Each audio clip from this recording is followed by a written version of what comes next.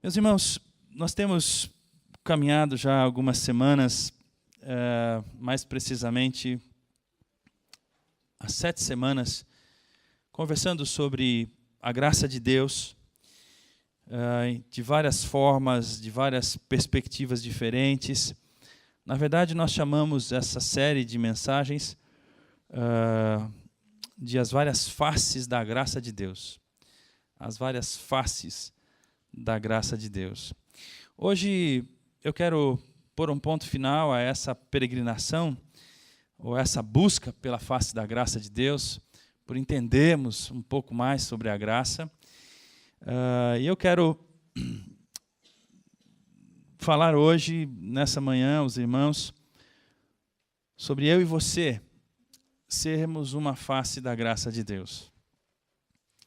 Nós pensamos na graça de Deus de várias formas, na face de Jesus, no Evangelho como nos foi oferecido, pensamos na vida de Paulo, pensamos na face de Deus como uma fonte para nos suprir as necessidades que temos em qualquer circunstância, uma fonte de sabedoria para os relacionamentos.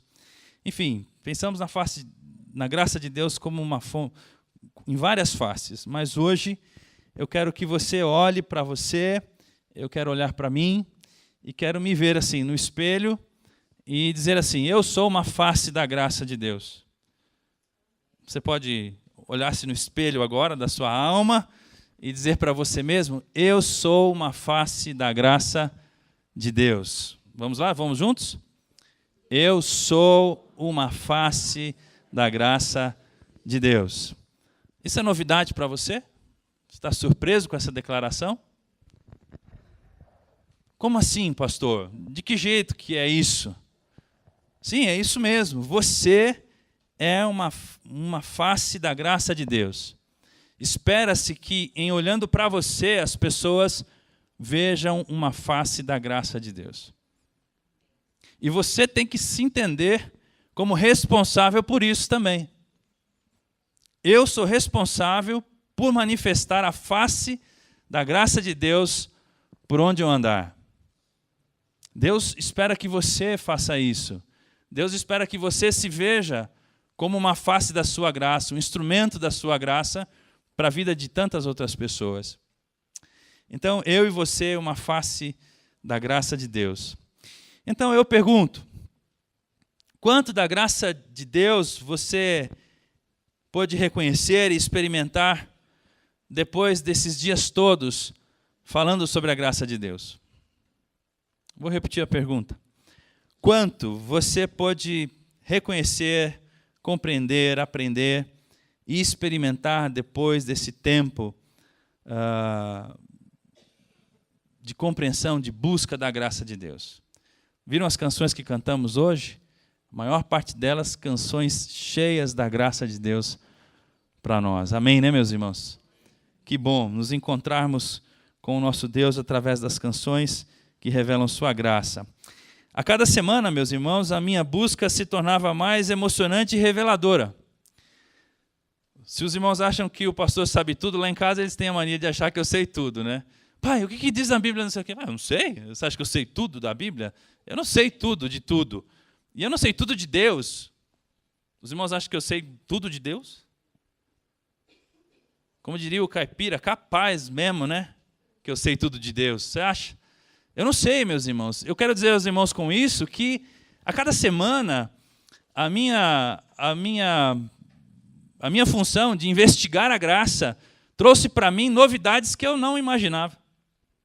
Se trouxe coisas para você novas, perspectivas novas, novos pontos de vista sobre a graça, para mim também trouxe bem mais, inclusive. Eu acho que eu fui o mais abençoado pelas faces da graça de Deus.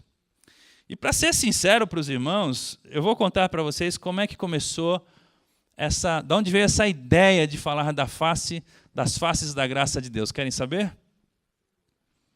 Estava eu numa noite de jejum e oração no monte. Por que você está fazendo essa cara, meu bem? Você me denuncia assim para os irmãos. Irmãos, eu digitei no meu celular tem um programa da Bíblia E eu, na verdade, eu preguei um sermão anteriormente que falava sobre a graça, mas eu fiquei desconfiado que todo mundo fez cara de paisagem naquele sermão. E eu falei, não, eu vou ter que falar mais sobre a graça. Aí eu digitei no meu programa de Bíblia a palavra graça. E ele buscou na Bíblia inteira todos os textos que tinha a palavra graça. E eu comecei a correr o dedo assim e ler os textos, um por um. E eu fiquei surpreso que tinha graça na Bíblia inteira. Ou seja, que a Bíblia era cheia de graça. Eu falei, rapaz, esse negócio vai longe. E aí, eu falei, bom, eu preciso então... De onde eu vou partir? Aí eu fui para o Novo Testamento e fui olhando os textos mais interessantes no meu ponto de vista. E fui separando eles de lado. Tal. Aí, quando eu olhei para os textos, vieram os títulos na minha mente. E aí se deu essa ideia de falar sobre as várias faces da graça de Deus. Se os irmãos achavam que era uma revelação assim toda especial, toda cheia de, de mistério, foi assim, pesquisar graça. Plum, apareceu, e aí a ideia veio, surgiu a ideia.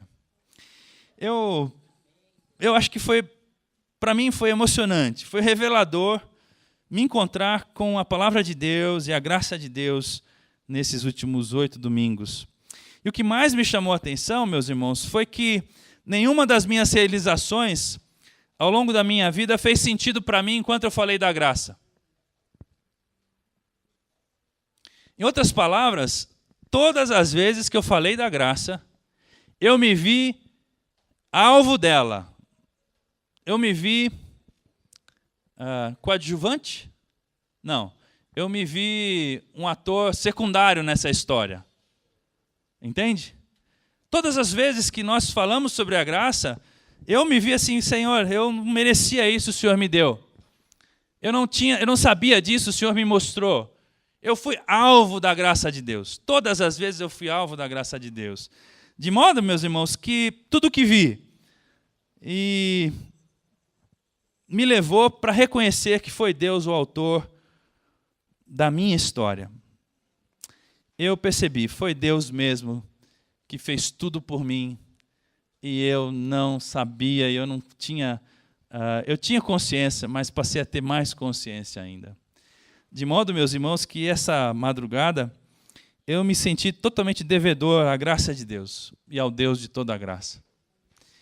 E eu caí de joelhos em gratidão a Deus e falei, Senhor, muito obrigado, porque a tua graça me salvou. Obrigado porque quando eu desisti, o Senhor não desistiu. Obrigado porque quando eu achei que estava tudo perdido, o Senhor não pensou assim. Obrigado porque quando eu achei que eu não tinha mais saída, quando eu não seria diferente, quando a minha vida não mudaria, o Senhor fez a minha vida mudar, as circunstâncias me ensinou a aprender, a viver com as coisas difíceis da vida, e a minha história está aqui, e eu vejo que a minha história é a tua história, Senhor. O Senhor quem escreveu, o Senhor fez tudo. Isso foi uma coisa maravilhosa, meus irmãos, que eu experimento e quero compartilhar com você. A graça de Deus é tudo para nós. A tua graça é melhor do que a vida, diz o salmista. Eu não entendia muito bem como era isso. Como é que alguma coisa pode ser melhor do que a vida? Porque ou coisa boa é viver, não é? Ou coisa boa é a vida. A tua graça é melhor do que a vida, Senhor. Eu queria que você experimentasse isso comigo também, esse mesmo sentimento de gratidão. E você, como é que você se sentiu nessa peregrinação? O que você enxergou da graça de Deus nesse caminho todo? Eu queria muito te ouvir, mas aqui não é o fórum certo para isso. A gente vai precisar criar um outro momento. Se você puder me mandar um e-mail, ou então se você puder me ligar lá em casa, falar, pastor, eu quero falar com você. Pois não, minha irmã, meu irmão, olha, enquanto o senhor falava, enquanto a gente pensava sobre a graça, aconteceu isso comigo, eu aprendi isso, eu queria compartilhar com você isso. Eu queria que fosse uma explosão de graça, assim, que todo mundo tivesse alguma coisa para falar, entendeu? Eu queria que todo mundo viesse aqui agora, aqui na frente, a começar pelos mais tímidos, e falassem assim, olha, eu vim aqui para dar um testemunho da graça de Deus. Eu estava perdido e fui achado. Eu era cego, agora vejo. E isso foi a graça de Deus na minha vida. Eu queria muito que todo mundo tivesse assim, nessa expectativa. E que pena que está acabando, né? Pelo menos hoje acabamos essa peregrinação. Hoje nós vamos encerrar. Hoje nós vamos terminar essa série focado na graça de Deus. E eu quero novamente afirmar que nós somos uma das faces da graça de Deus. Você e eu somos uma face da graça de Deus. Isso não é pouca coisa. Isso não é algo tão leve assim. É algo de tamanho privilégio para todos nós. E eu quero chamar você à carta de Pedro, 1 Pedro capítulo 4, verso 10, que foi um verso que lemos várias e várias vezes durante esses dias, como introdução, porque ele nos mostrava que a graça de Deus ela tem múltiplas formas. 1 Pedro capítulo 4, versículo 10 é o texto que eu quero partilhar com os irmãos nesse instante.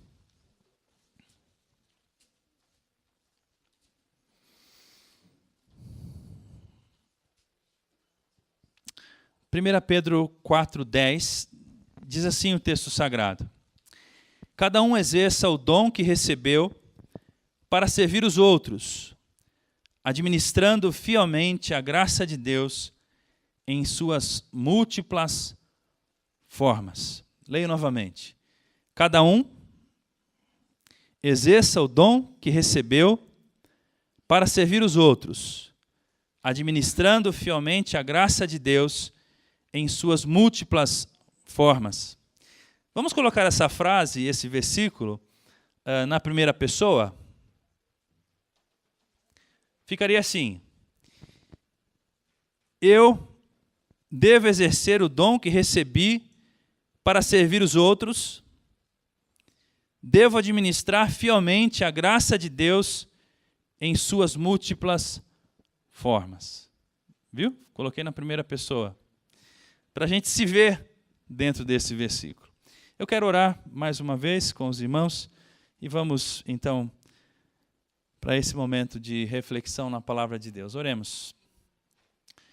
Deus nosso Pai, chegamos a essa última reflexão sobre Tua graça, que de maneira nenhuma esgota, que de maneira nenhuma explica totalmente, que de maneira nenhuma, Senhor Deus, vai nos oferecer pouca coisa ou tudo do que a Tua graça é capaz de nos dar. Senhor, é um mistério que está diante de nós, e esse mistério queremos provar dele, queremos tocá-lo, queremos senti-lo, Senhor Deus, e vivê-lo. Para a Tua glória, Senhor, é que te pedimos, mostra-nos a Tua graça. Revela-nos, Senhor Deus, Tua graça em nossa vida, ao nosso redor é o que te pedimos. Amém. Amém. Meus irmãos, o nosso texto está inserido numa carta de Pedro. O Pedro escreve essa carta a vários destinatários.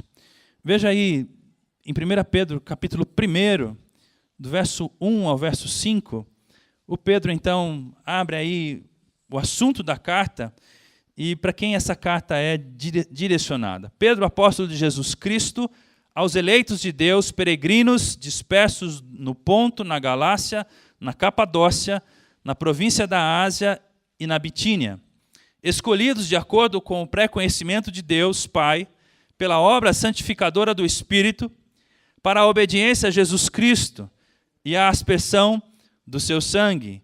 Graça e paz lhes sejam multiplicadas. O Pedro está escrevendo uma carta para uma região enorme e para uma leva enorme de crentes que viviam nessa região. Versículo 3. Bendito seja o Deus e Pai de nosso Senhor Jesus Cristo. Conforme a sua grande misericórdia, Ele nos regenerou para uma esperança viva, por meio da ressurreição de Jesus Cristo dentre os mortos, para uma herança que jamais poderá perecer, macular-se ou perder o seu valor. Herança guardada nos céus para vocês, que mediante a fé são protegidos pelo poder de Deus até chegar à salvação prestes a ser revelada no último tempo. Olha, meus irmãos, que coisa gloriosa essa abertura de carta. O Pedro está dizendo: a misericórdia de Deus nos deu Jesus Cristo. E essa esperança é viva, ela está nos regenerando, e a ressurreição de Jesus é a garantia da nossa herança. Isso nunca vai perecer, essa promessa não vai se apagar, e essa herança está guardada nos céus a vocês, que mediante a fé estão sendo protegidos pelo poder de Deus até chegar à salvação prestes a ser revelada no último tempo. O que o Pedro está dizendo é: irmãos, eu escrevo a vocês que foram e são alvos da bondade, da promessa e da graça de Deus. Prestem atenção no que vocês têm. Notem o que Deus nos deu. Note como Deus está cuidando para que nada saia do seu controle. Note como Deus garantiu a nossa salvação, como Deus está empenhado em nos dar a herança que nos prometeu dar, e note como a fé de vocês está sendo protegida pelo poder de Deus até que as coisas terminem. Que coisa maravilhosa é essa, meus irmãos? Que palavras de júbilo são essas? Há muita alegria aqui nas palavras de Pedro. O Pedro continua ao longo da sua carta, inclusive da primeira e da segunda carta de Pedro, são continuidades. Ele vai dizer, a partir do versículo 6, e isso é o tom da carta também, e o tom das circunstâncias que aqueles irmãos estavam vivendo. Veja agora como muda a cara do discurso de Pedro, como muda o tom do discurso de Pedro no versículo 6. Nisso vocês exultam, ainda que agora, por um pouco de tempo, devam ser entristecidos. Puxa vida, havia uma exultação enorme, mas agora o Pedro está dizendo que por um pouco de tempo, nessa vida, vocês devem ser entristecidos por todo tipo de provação. E o Pedro explica por que isso está acontecendo. Assim acontece para que fique comprovado que a fé que vocês têm, muito mais valiosa do que o ouro que perece, mesmo que refinado pelo fogo, é genuína e resultará em louvor, glória e honra quando Jesus Cristo for revelado. Mesmo não o tendo visto, vocês o amam, e apesar de não o verem agora, creem nele e exultam com alegria indizível e gloriosa. Deixa eu fazer uma pergunta para você. Você já viu Jesus? Vê assim mesmo?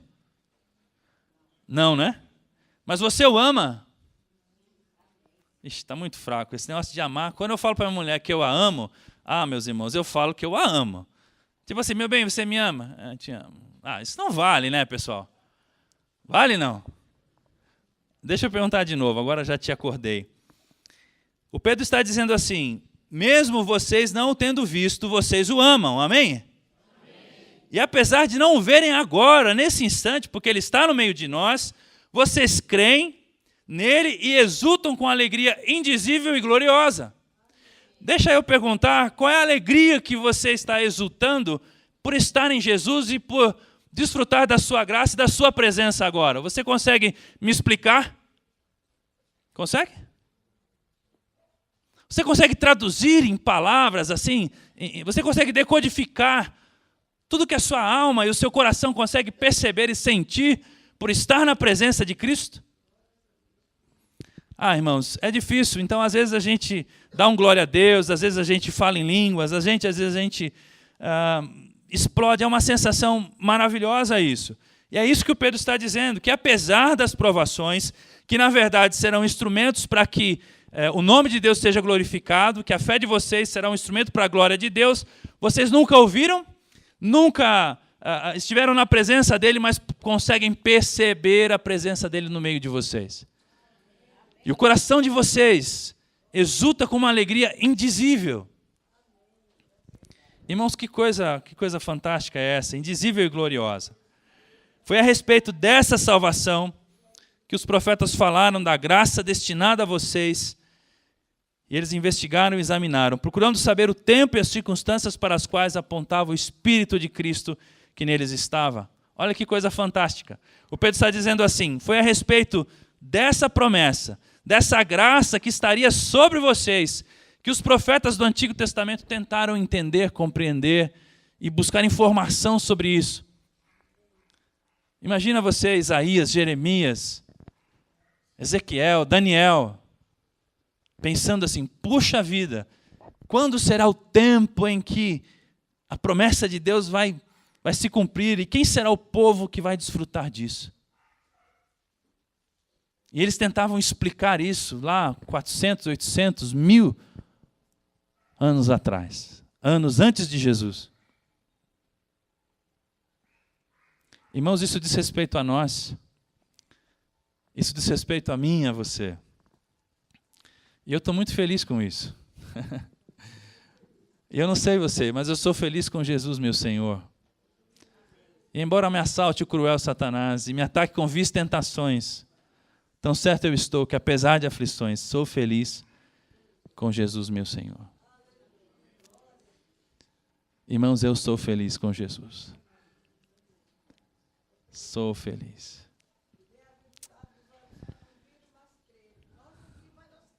Amém. Aleluia, irmã França, é isso mesmo. Bem-aventurado aqueles que não viram, mas creram. Amém? Amém. Essas promessas foram destinadas a nós mesmos. O Pedro, ao longo da carta, e eu estou falando do contexto desse versículo, ele também fala de uma expectativa sobre a redenção. Em muitos lugares ele fala assim: irmãos, aguentem firmes, esperem um pouco, vocês vão ver como é que será o final dessa história. Esperem um pouco que vocês vão ver Jesus voltando. Esperem um pouco que vocês vão perceber como é que essa história vai terminar. E ele nos ensina e nos exorta a perseverarmos e a olharmos para essa cena final de consumação de todas as coisas na história da humanidade. E é sobre isso que a carta vai falar. Em resumo, Deus nos chamou com grande misericórdia e graça. Você tem uma fé a ser provada, você vai sofrer por causa de sua fé, você vai ter que padecer provações, mas a história está prestes a ter um final com a volta de Cristo e você está fazendo parte desse grande projeto de Deus para a vida da humanidade. A sua vida está junto nessa promessa de resgate de todas as coisas. Amém? Amém, amém. Mas o Pedro também, meus irmãos, é ele quem nos lembra que nós somos sacerdotes. Veja aí, 1 Pedro capítulo 2, do verso 9 ao verso 10, o que o Pedro diz. O Pedro nos lembra que nós somos o povo escolhido de Deus. Vocês, porém, 1 Pedro 2, 9 e 10, são geração eleita, sacerdócio real, nação santa, povo exclusivo de Deus. Olha quanta coisa fantástica aqui que eu precisaria de horas para explicar.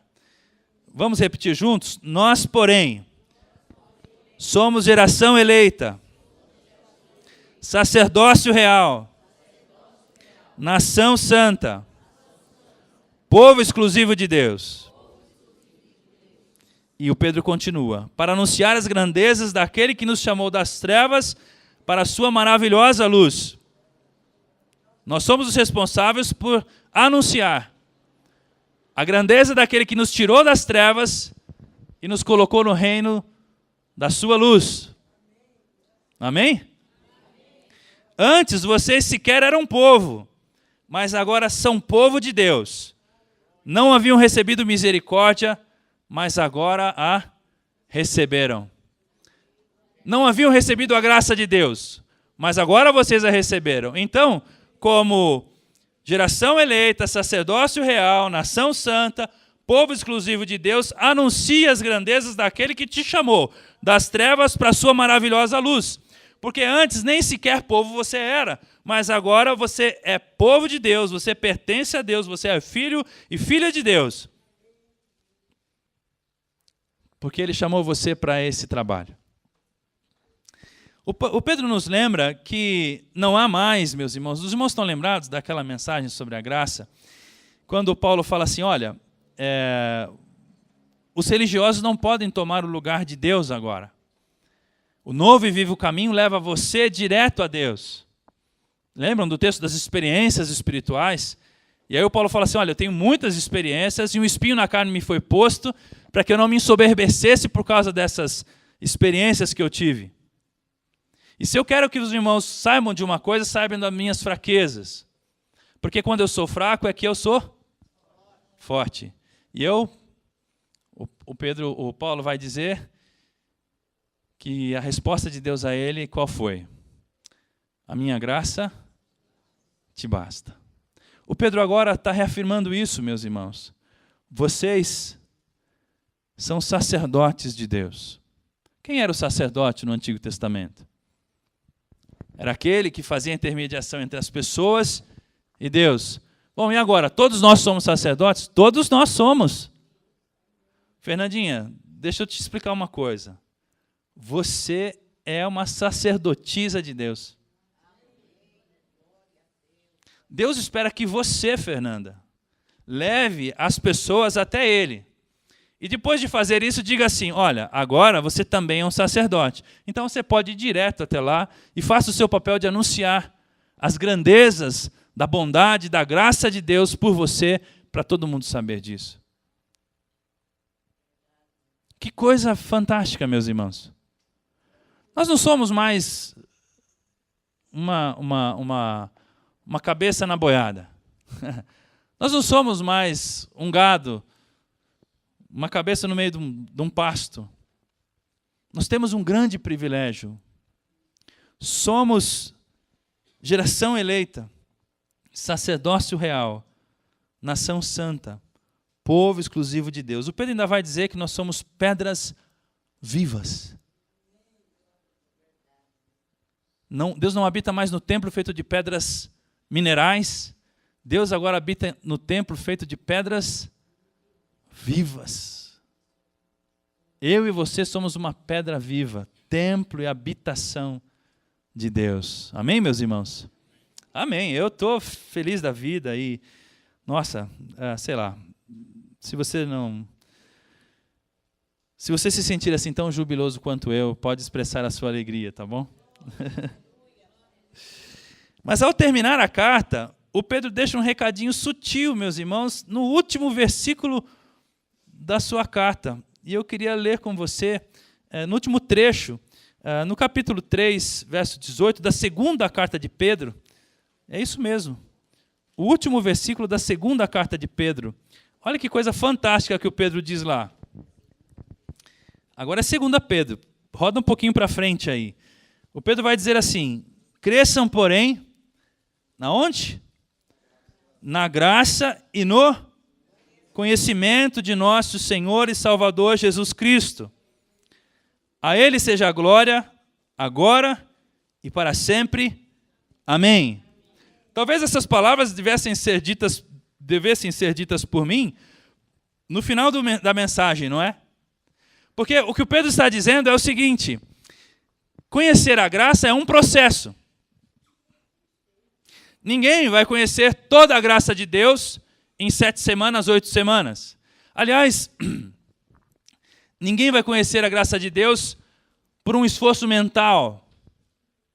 O que o Pedro está dizendo é, cresçam, porém, na graça de Deus e no conhecimento de nosso Senhor e Salvador Jesus Cristo. Irmãos, se daquele primeiro sermão, onde nós questionamos e nós afirmamos pelas palavras do pastor Ricardo Barbosa, que a cristandade está deixando a graça de lado para se apegar a outras coisas que sejam suficientes para a sua vida, se daquele primeiro momento, daquela primeira denúncia, se de lá até hoje você cresceu um pouco no conhecimento da graça de Deus e de Jesus, eu estou feliz. Você cresceu? Sim ou não? Não precisa falar sim para me agradar, não. Olha para Jesus, responda a Ele. Você cresceu na graça de Jesus? Então, amém, por isso eu me dou satisfeito, porque eu cresci no conhecimento da graça e de Jesus Cristo. Depois de 8 semanas, eu fui obrigado a exercer mais a graça, conhecer mais a graça, perceber quanto essa graça me vale, perceber o quanto Deus fez por mim por essa graça. De maneira, meus irmãos, que hoje eu me encontro mais feliz do que eu era antes, mais consciente do que eu era antes. Eu conheço mais do que eu conhecia antes. E eu espero que você não tenha perdido a oportunidade. Eu espero que você não tenha vindo aqui 1, 2, 3, 4, 5, 6, 7 semanas e, pastor, eu não sei do que você está falando. Espero que você não tenha perdido seu tempo. Espero que você não tenha perdido a oportunidade. Porque nós pastores, a gente assim tenta fazer o melhor. E às vezes a gente percebe que não consegue fazer todo o melhor que a gente poderia. A gente fica naquela angústia, sabe? Como o pai dando orientações a um filho. Meu filho, cuidado com isso, cuidado com aquilo. Tá? Ah, pai, fica tranquilo aí que eu já conheço todos os caminhos da estrada. Daqui a pouco chega a notícia. Ih, pai, quase capotei. Ih, pai, estou fazendo isso. Ih, pai, escorreguei. Bom, meu filho, mas não foi o que eu te disse. Sabe, irmãos, daqui a pouco eu vou dar um testemunho meu aqui. Bom, daqui a pouco eu vou dar. Agora volta lá para o Pedro 3,10, 1 Pedro 3,10. Eu quero fatiar a declaração do Pedro rapidinho com você. Eu preciso ser mais ligeiro hoje, meus irmãos, porque a gente vai apresentar um meninão a Deus daqui a pouco. Nós vamos colocá-lo diante da graça de Deus, ó. Precisamos pôr uma criança diante da graça de Deus. Não é diante de sangue de bode, não é diante de altar de Balaal, não é diante de ninguém, meus irmãos. Nós precisamos colocar uma criança diante da graça de Deus. E reconhecer que a graça de Deus a cubra com seus cuidados. Olha que coisa fantástica, não é? Volta lá para o Pedro 4,10. Eu vou fatiar ele agora. 3,10 ou 4,10? 4,10. Eu falei 3,10, mas é 4,10. Vocês não me confundam não, por favor. Vocês não me atrapalhem, eu estou pregando. Cada um exerça o dom que recebeu para servir os outros, administrando fielmente a graça de Deus em suas múltiplas formas. Deixa eu fatiar esse versículo em 3 pedacinhos, tá bom? Só 3. Eu ia fatiar em 10, falei, meu Deus, ninguém vai entender nada se eu fatiar em 10, né? Pastor, quem é que entende? Bom, enfim, 3 pedaços só. 1, 2, 3. O verso está dizendo que cada um recebeu um dom. Ok? Tudo bem? Olha lá, cada um exerce o dom que recebeu. Em outras palavras, cada um recebeu um dom. Tudo bem? Levante sua mão aí. Vamos, meu bem. Eu recebi um dom. De novo, eu recebi um dom. Ok. Qual foi o dom que você recebeu?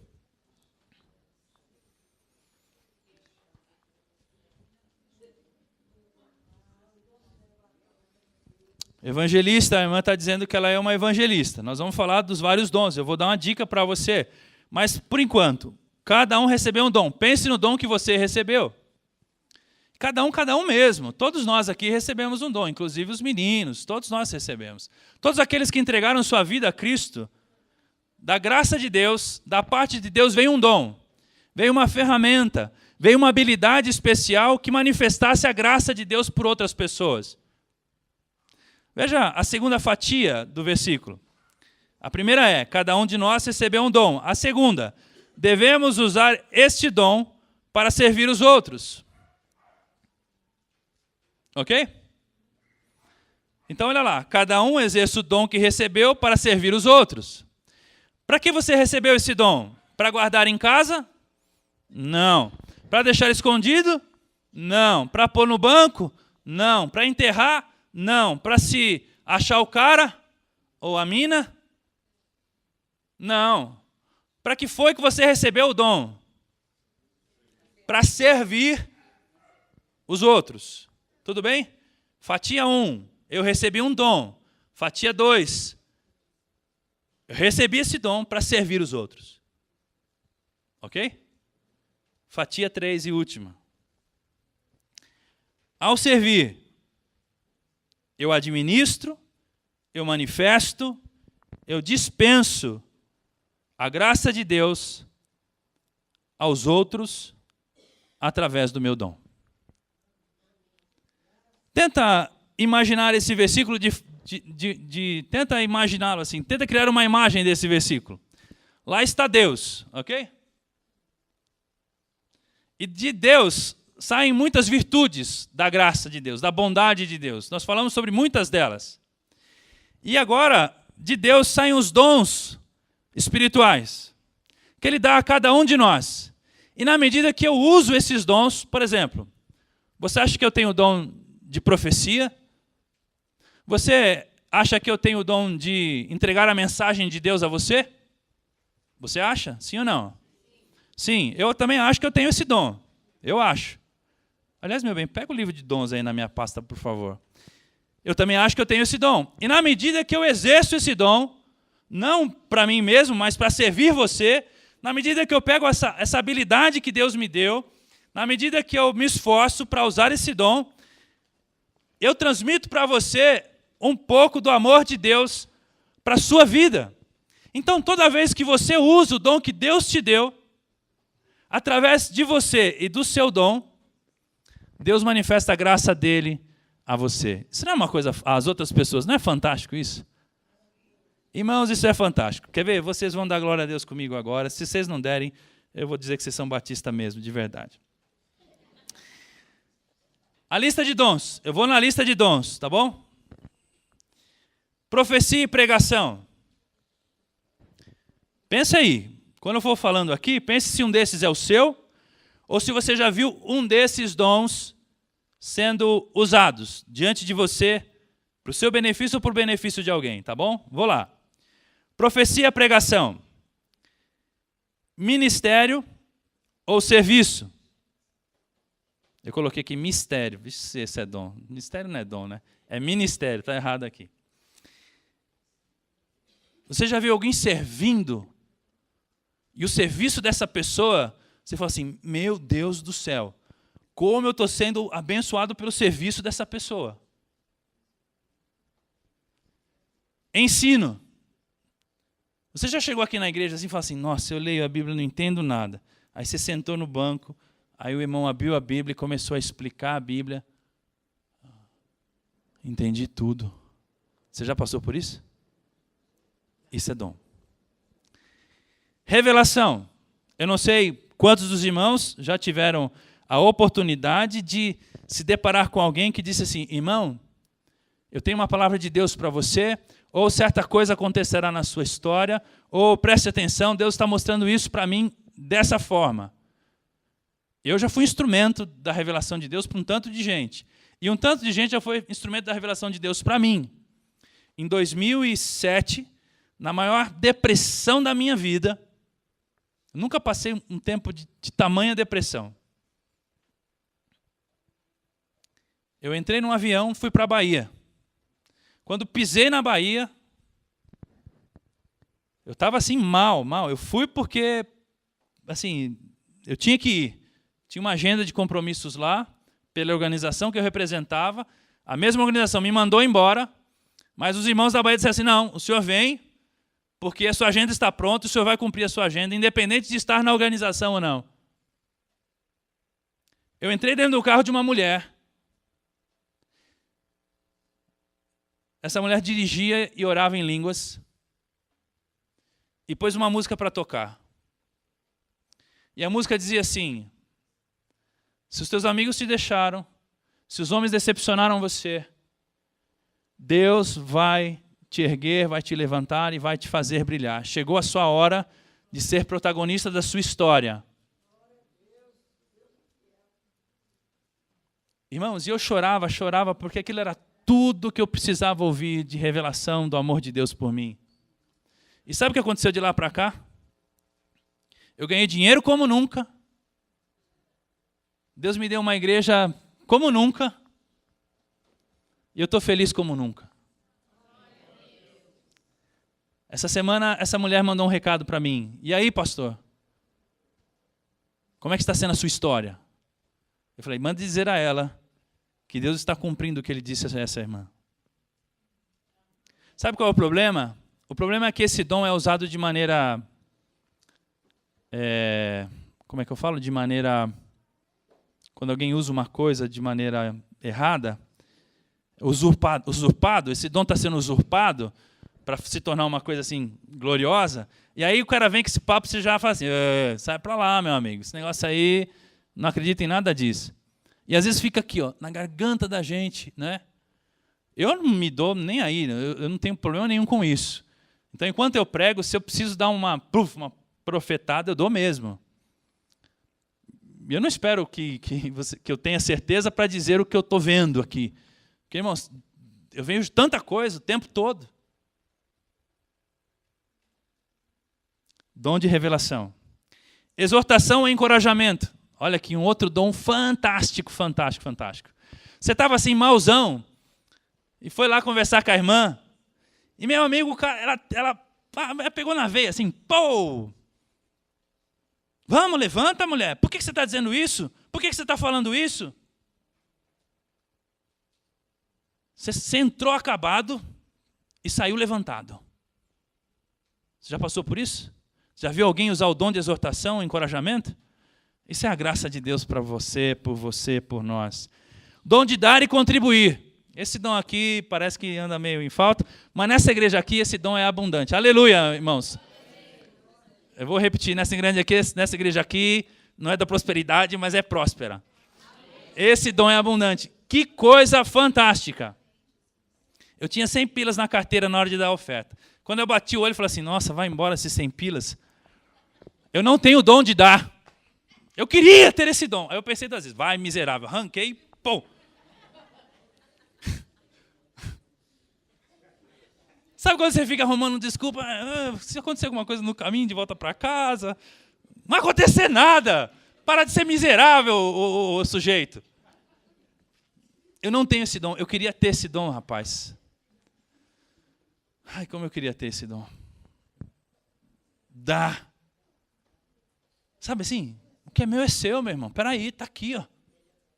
Deus, tudo é teu. Tudo é teu.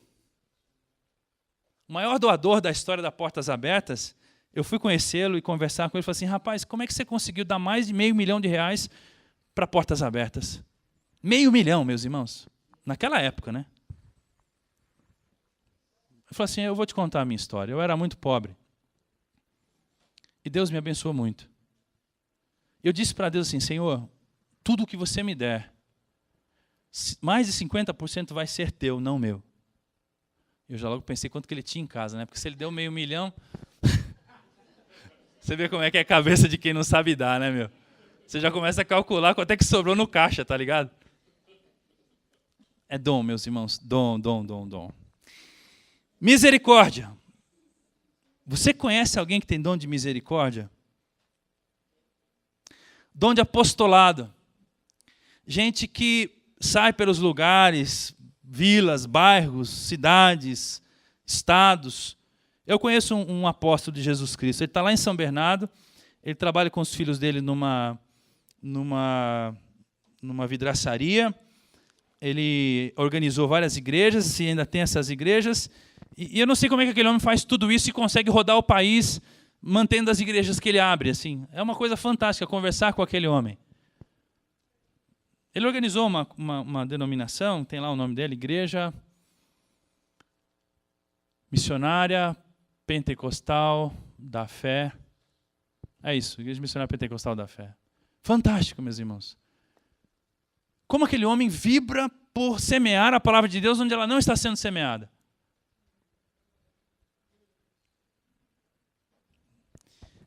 Evangelista.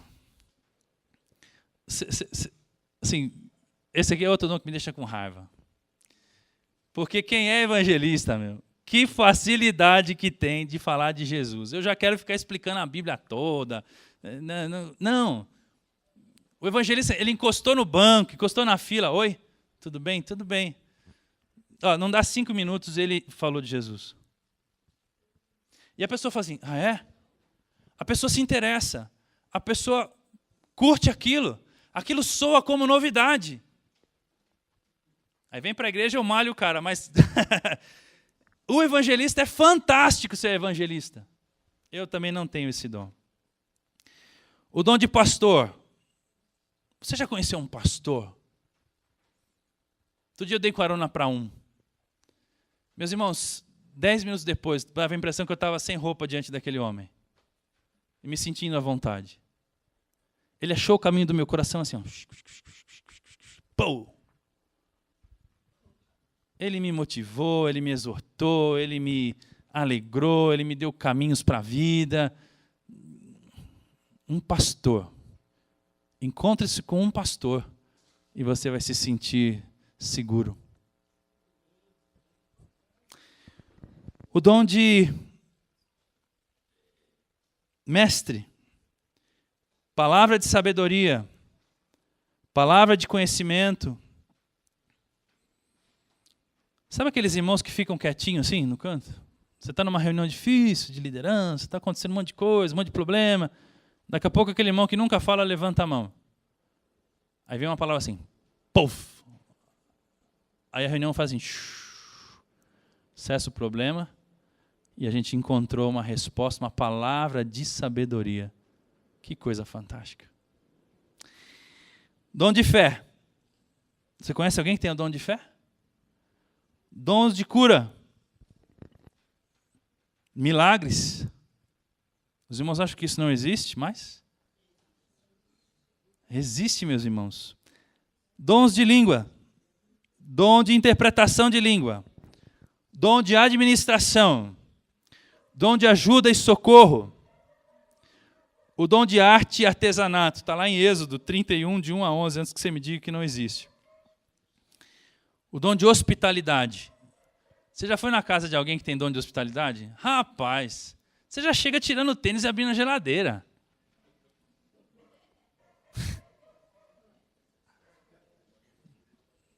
Isso é bom demais.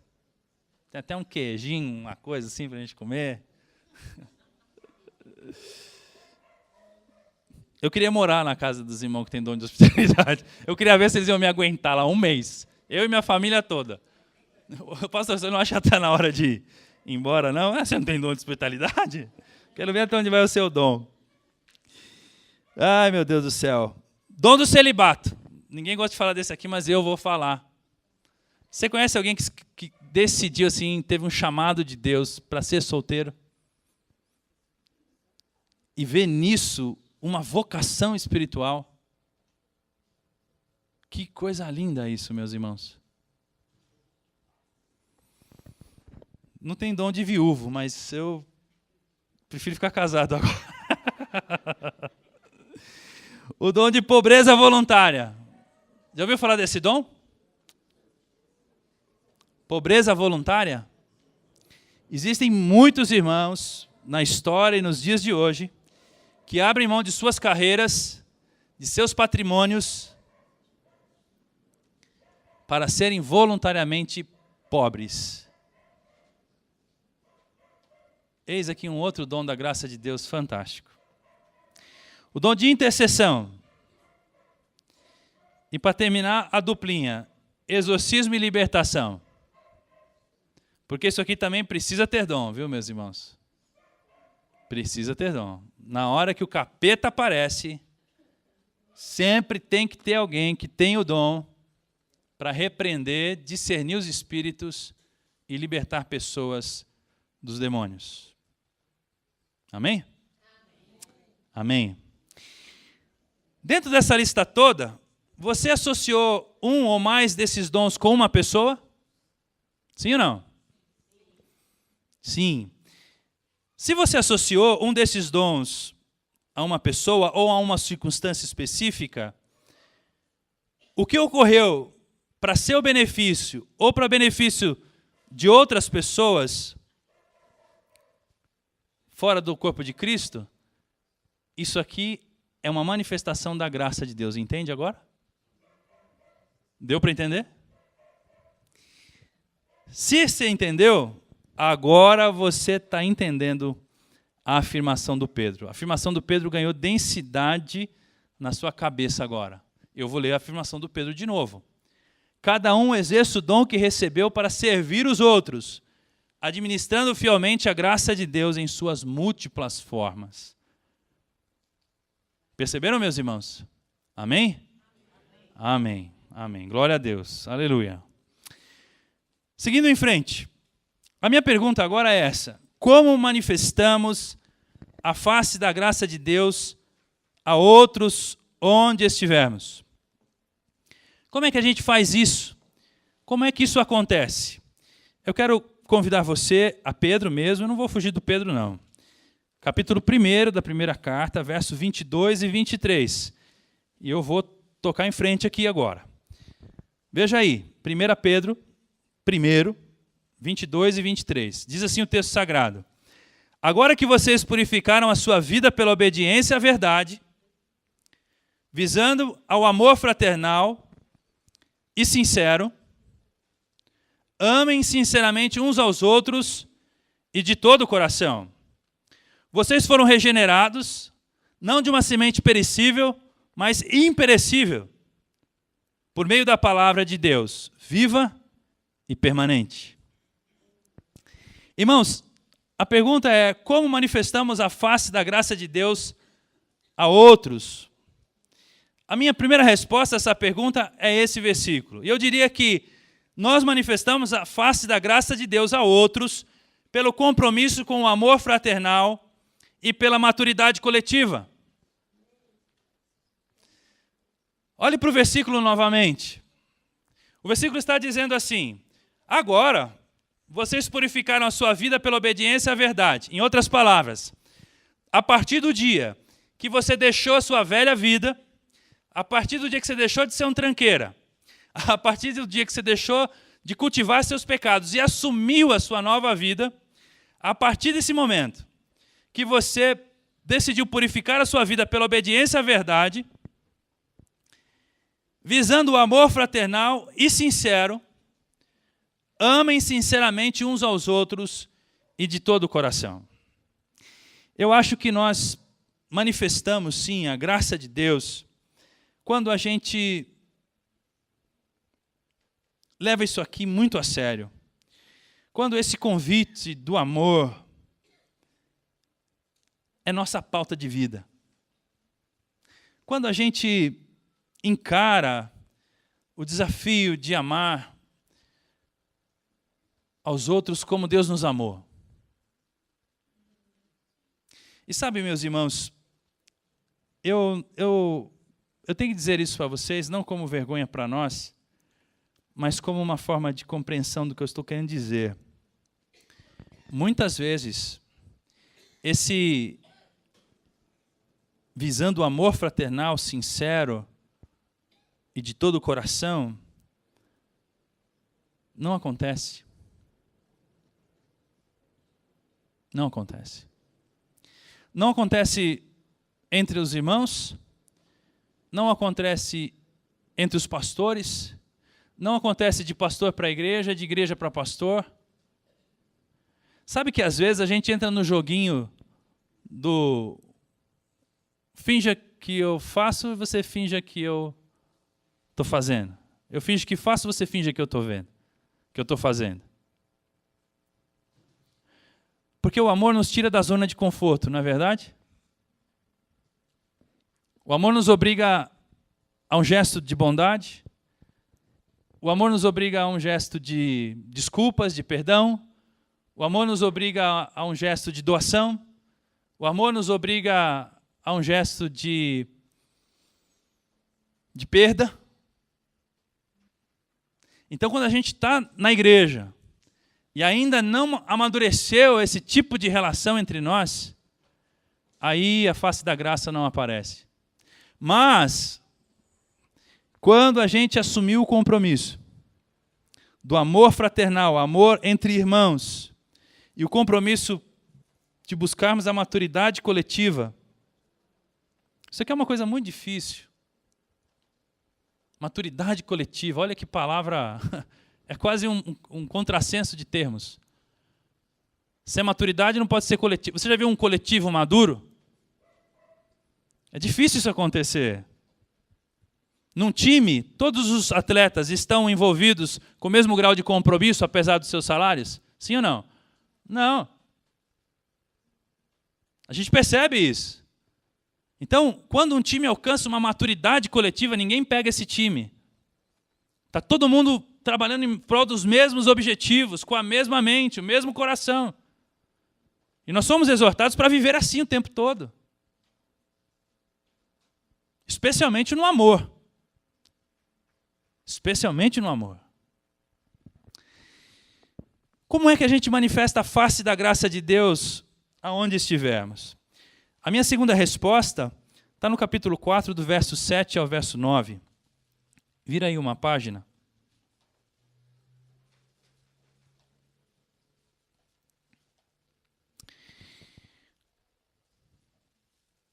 Capítulo 4, verso 7 ao verso 9. O fim de todas as coisas está próximo.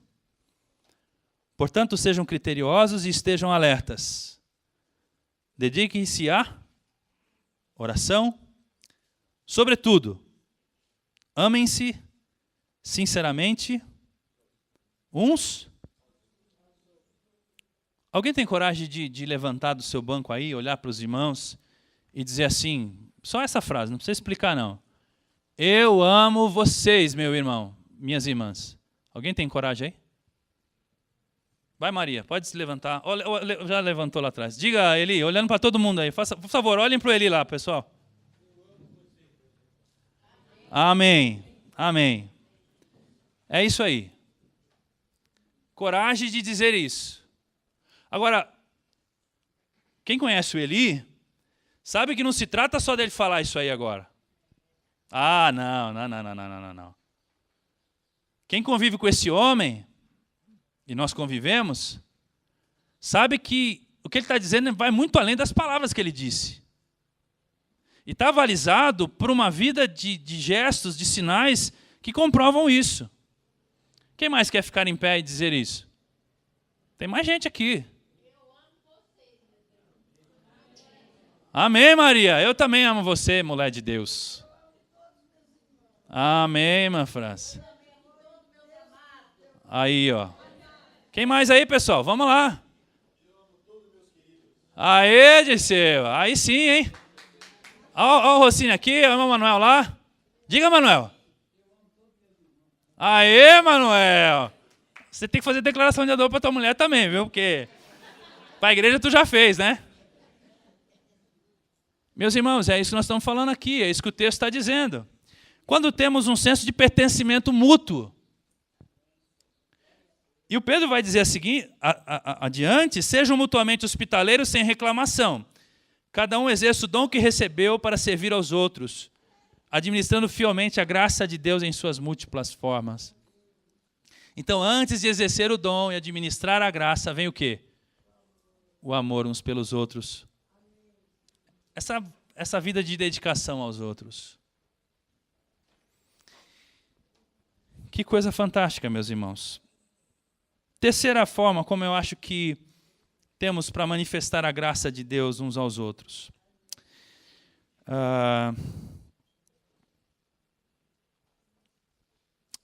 Eu vou pular essa forma. Eu acho que eu já falei dela de outra forma, já está implícito. Vocês viram que o Fernando chegou em Madagascar? Bota aí, Edson, tem jeito? O Fernando chegou em Madagascar, meus irmãos, finalmente, amém? Amém, meus irmãos. Olha. Quer ver a foto? Olha lá. Apaga a luzinha um pouquinho, só para ver a foto. Esse aqui é o missionário responsável por missões lá em Madagascar. Os filhos, Janaína, Fernando, e aquilo lá um trechinho da costa de Madagascar. Irmãos, quando a gente vê gente assim, os meninos desse jeito aqui, se oferecendo a Deus sua vida, seus dons, isso não é uma manifestação da graça de Deus? Eu sei que é difícil de entender quanto custa largar tudo, carreira, família, entrar num avião, voar não sei para onde, ficar não sei quantos anos, fora os anos de preparação. A gente não sabe o que é isso exatamente. Mas a gente olha essa imagem e fala assim, se não fosse a graça de Deus no coração desses dois, eles não fariam isso, nós não faríamos nada. Então nós manifestamos a graça de Deus quando a gente põe os nossos dons a serviço do reino de Deus. Quando temos coragem de correr os riscos e de pagar o preço, porque tem que ser pago um preço. Pode acender ali. E por último, agora aqui vem o meu testemunho, eu tenho que dar, não vai ter jeito de eu não dar meu testemunho. Irmãos, deixa eu falar uma coisa.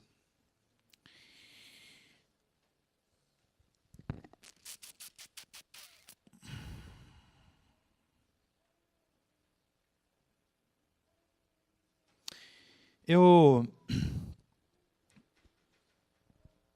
joguei fora a graça de Deus uns bons anos da minha vida. Vou repetir o que eu estou dizendo. Eu joguei fora. Eu ignorei, eu simplesmente fechei os olhos, eu fui inconsequente, fui absolutamente irresponsável pela graça de Deus oferecida a mim através da minha igreja. Eu estou falando da Igreja Batista Jardim das Embuias. Eu fiz isso.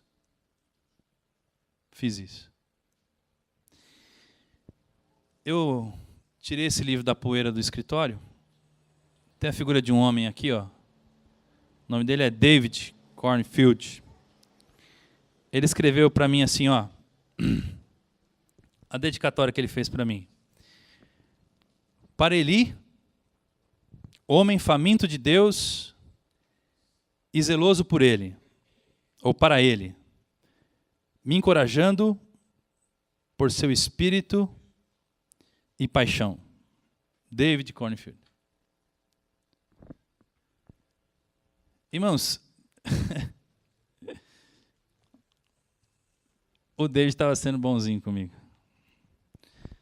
Aonde ele está dizendo assim, homem faminto de Deus e zeloso, ele deveria traduzir assim, homem legalista.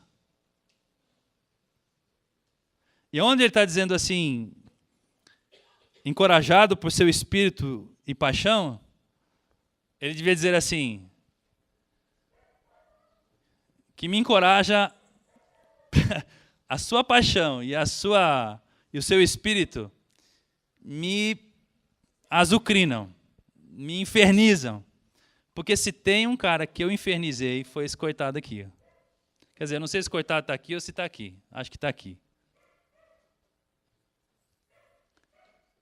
Não foi um mês.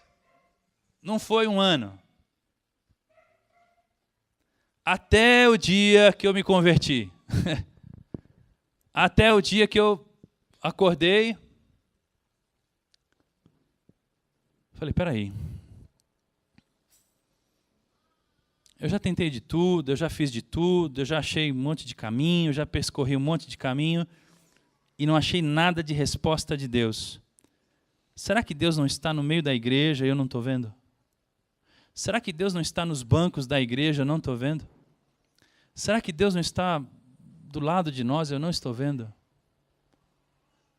E aí eu comecei a enxergar Deus. E tudo se tornou tão claro para mim. Eu desejo demais, meus irmãos, demais, que entre nós não tenha ninguém mesmo, que esteja vivendo da maneira desgraçada que eu vivi. Porque alguns vão dizer assim, a igreja não tem isso, a igreja não tem aquilo, a igreja não tem aquilo outro, a igreja...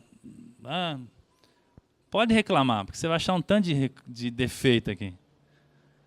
Agora, se você abrir os seus olhos para a graça, porque a graça encobre uma multidão de erros. Uma multidão de erros.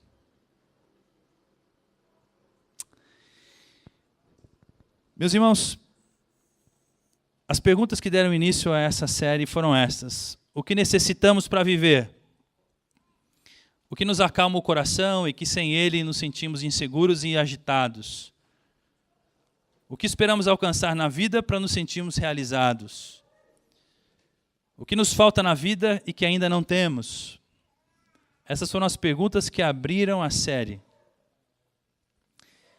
Qual é a sua resposta a essas perguntas hoje? Quais são as suas respostas a essas perguntas?